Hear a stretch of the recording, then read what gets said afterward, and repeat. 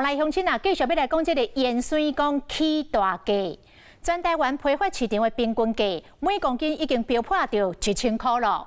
讲去年共即卖这个时阵，平均的价小价165块，是足足来起6倍外。上主要是因为顶个月做风台，这个盐水的产量是减真多。啊，讲卖这个面线糊的头家，暂时拢无才调过来掺这个盐水咯。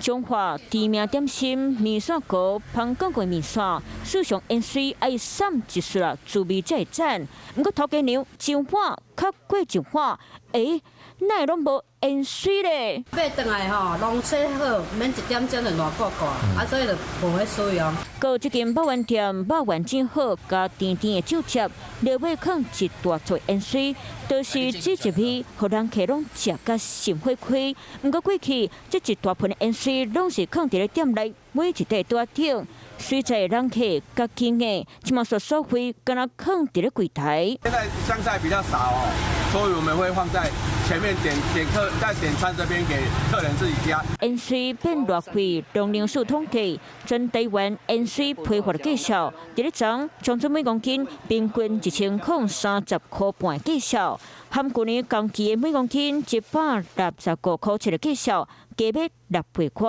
我最爱食香菜，食香菜吼。对啊，所以你嘛知这香菜最贵的吼。真贵。顾客也要自制一点，刚好就好，不要拿太多，老板也是会有成本。来到菜市看，想要买到新鲜现满、价小可小盐水，应该是看袂丢吧。那一天因为已经就损失很惨重了，就大家都是之前台风之前有把一些香菜割起来放在冰库啊，它就是卖冰库的啊。基本上现在田里的香菜大概9成9都没有了。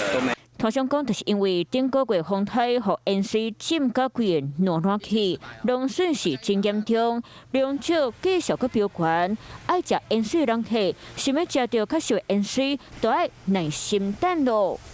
Hello， 我是雷亚，想要抢而先掌握最及时的新闻资讯吗？赶快订阅、按赞、开启小铃铛，锁定华视新闻 YouTube 频道。